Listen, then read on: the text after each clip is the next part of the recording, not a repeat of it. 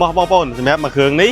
រៀងចាស់ឆ្នាំបន្តិចក៏ប៉ុន្តែ admin នៅតែចម្រាញ់ក្នុងការជ្រើសរើសរថយន្តដែលមានគុណភាពល្អជូនបងប្អូនទាំងគ្នាបងប្អូនមើលជាក់ស្ដែងឆ្នាំផលិត010ស្ដើងទេអត់ដល់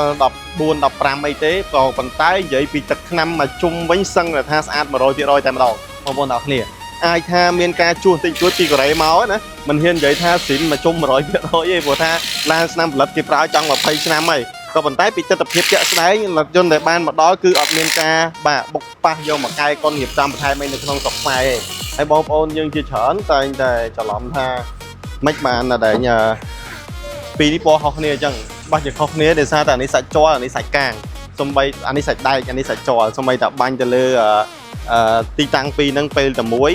អាយុកាលតែ1ឆ្នាំ2ឆ្នាំក៏ពណ៌វាខុសគ្នាដែរបងប្អូនទាំងគ្នាអញ្ចឹងនិយាយរឿងសាច់ជ័រហើយនឹងសាច់ដែកយើងមិននិយាយទេសាច់កាងមុខកាងក្រោយក៏ប៉ុន្តែបើនិយាយរឿងទឹកថ្នាំមកជុំវិញស្ទើរតែគ្មានកន្លែងតោះឲ្យបងប្អូនមើលចាស់ស្ដែងបានណាបាទគឺស្អាតខ្លាំងមែនតើហើយមិនស្អាតតែខាងក្រៅអត់តគ្រប់គ្រាន់ទេបងប្អូនទាំងគ្នាមកមើលខាងក្នុងហើយស្បែកពុកអីនៅហាប់ណែនអត់តន់ដាច់អាហែកអាយ៉េអាយ៉ាយបងប្អូនទាំងគ្នាហើយមែនតើទៅពីខ្ញុំចម្រាញ់រើសតែឡាន option ខ្ពស់ដូចអានេះគេហៅថា option president គឺ option ខ្ពស់បំផុតហើយបងប្អូនកលេចមកមើល speaker